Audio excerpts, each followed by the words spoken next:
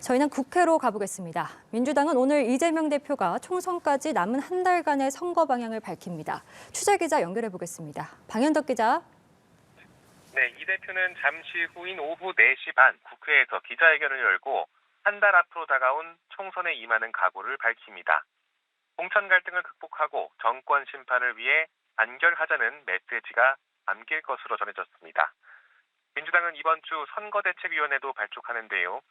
회견에서 선대위원장 인선에 대한 언급이 나올지에도 관심이 쏠리고 있습니다.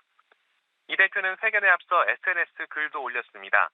민주화에서 독재화로의 전환 여부가 이번 총선에 달려 있다며 윤석열 정부 비판과 함께 민주당 지지를 호소했습니다.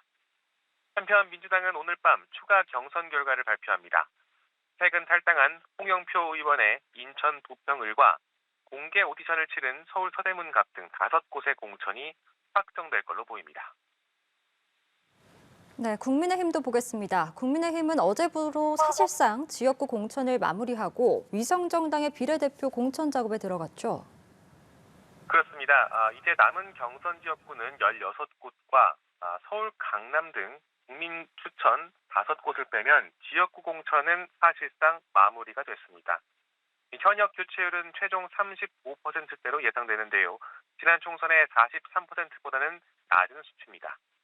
내용을 보면 친윤계 의원들은 대부분 공천을 받았고 용산 고위급 참모 또 검사 출신 참모들은 모두 국민의힘의 당세가 강한 양지에 주로 포진됐습니다. 민주당에 비해서 공천 잡음은 크지 않았지만 쇄신이나 감동이 없다는 지적에 사그라들긴 어려울 전망입니다. 한편 비례위성정당 국민의 미래엔 어제 마감까지 530명이 공천을 신청했습니다.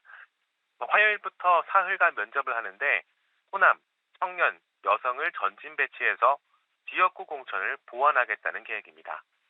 비례대표 투표용지에 국민의힘과 마찬가지로 두 번째 칸, 즉 2호 4번을 차지하기 위해 불출마 현역 의원 당적 이동도 이번 주에 이뤄질 전망입니다.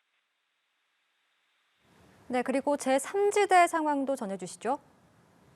일단 새로운 미래 이낙연 대표가 잠시 후 광주에서 출마지를 공개합니다. 이 대표는 광주 서구을과 북구갑, 광산, 을 등을 놓고 그동안 고심을 거듭해온 걸로 전해졌습니다. 개혁신당 이준석 대표 등은 경기도 화성에서 당원 콘서트를 열고 조국혁신당 조국 대표는 봉하마을을 찾아 권양숙 여사와 면담한 뒤 노무현 전 대통령 묘역을 참배합니다. 지금까지 국회였습니다.